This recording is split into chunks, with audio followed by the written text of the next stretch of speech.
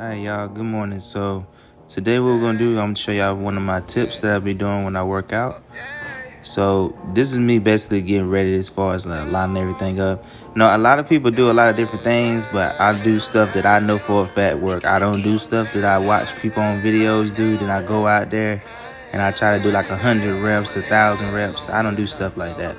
All right, I keep it plain and simple because it's actually plain and simple to get in shape. Okay, so what I do is for right here, this is for your chest and your arms. So I just go with the bar. I start with that first. I do about maybe 10 to 20 reps, just trying to get the blood flowing. I always start with the bar first, just so you can get your blood flowing.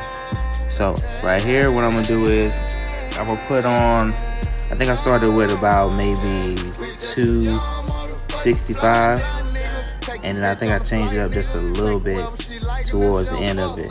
But the overall thing that I'm trying to do is I'm trying to do it where I can have about maybe 5 reps that I can push out, no more than that. If you do more reps than 5, then that's when you need to bring up your weight, so you can just definitely hit 5 overall.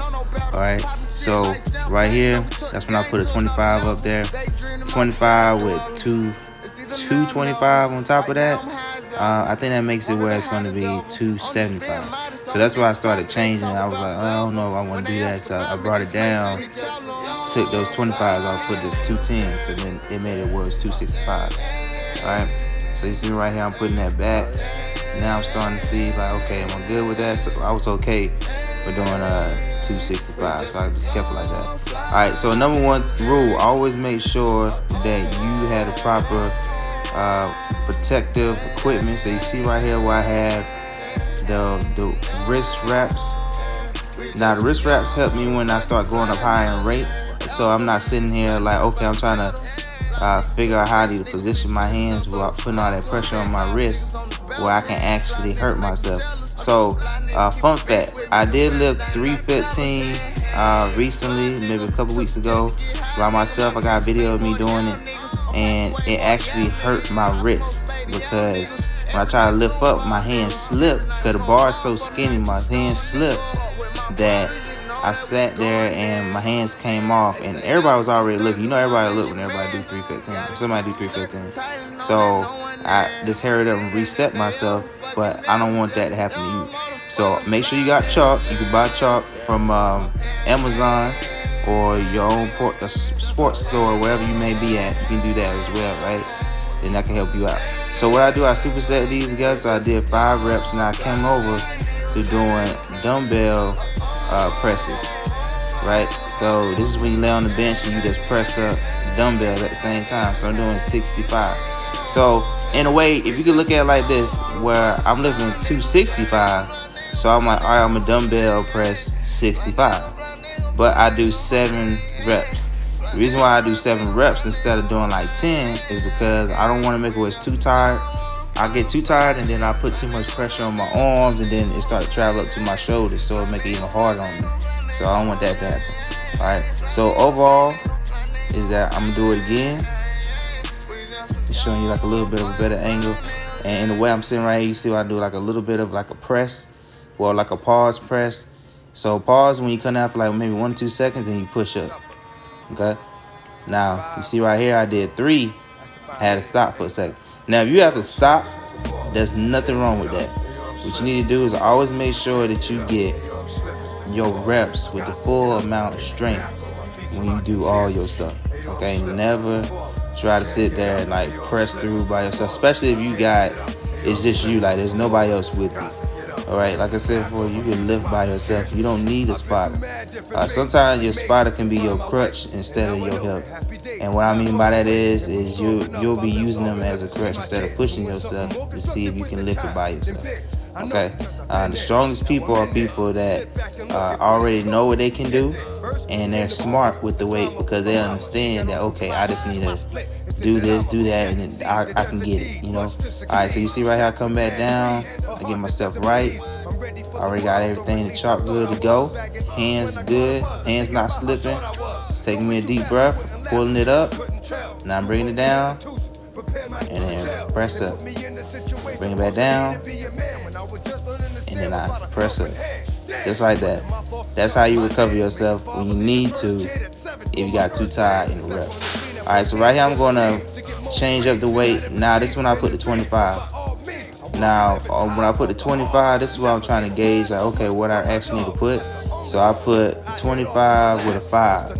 Now when you put a 25 and a 5 on, added with the 225, that's gonna make it where it's about, I want to say, 285. That'll be about 285. Okay, so that's the thing as well too. You gotta try to visualize the weight of you lifting more. If you know you can go up higher, go up higher. If you feel like you can't go higher, do not go higher. And some people out here, a lot of times, they're like, well, I can't really tell if I can. I know I can.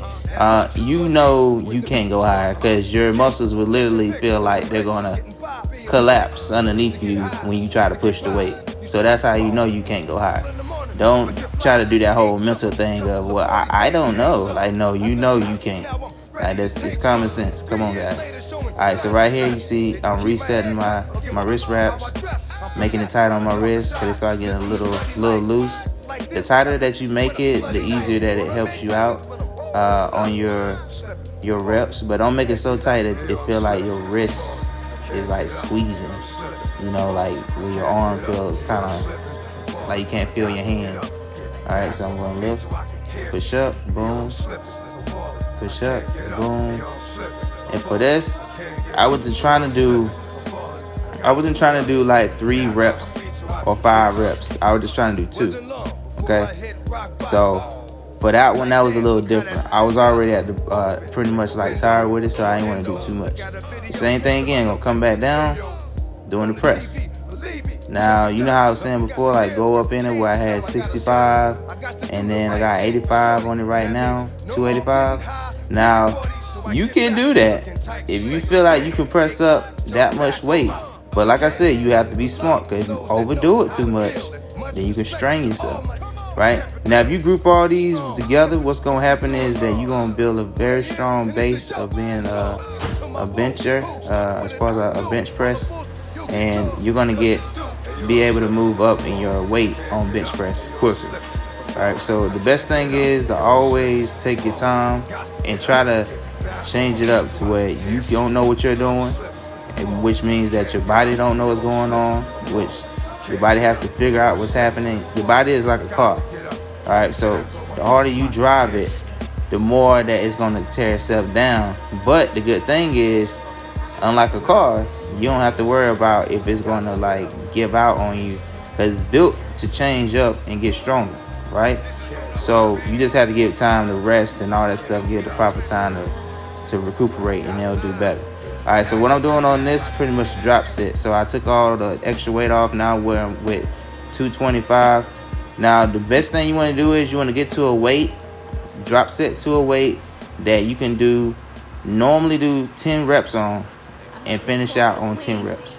So if you can't do 225 or nothing like that, try to do your own personal body weight or something that's like less than your body weight, just by a little bit, and do 10 reps, right?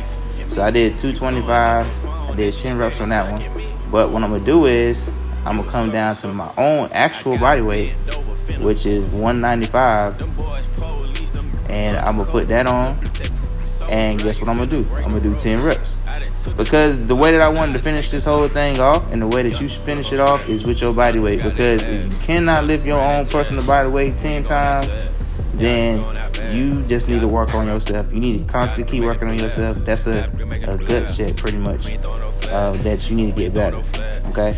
And plus, it's a good thing to know that you can get your own self up with somebody that's your own actual weight, because that means that you have the actual strength to be some help to your own self or somebody else. Okay, sorry. So I'm gonna come back down. Now I'm not doing the thumblers. I know like I was starting with the thumblers. Don't do the thumblers unless you know you were born and raised on that. And what I mean by that, you pretty much gonna live and die by the sword with that. You don't even change up nothing that you do. So I always do using thumbs, so wrapped around. So right here, bringing the weight to me, and I still got chalk on my hand, so it makes it easy for me to grab, pick it up, I'm bringing it down, and I'm just pumping them out, pumping them out. At this point, my arms are tired. They're dead tired. But this is my real strength. Overall, my strength is still there. So if I can still get it while I'm tired, fatigued, that means that I'm getting better, I'm getting stronger. So once again, this is a good tips that you can use in your own local gym. Hey, just keep on working on yourself, find new ways to get better.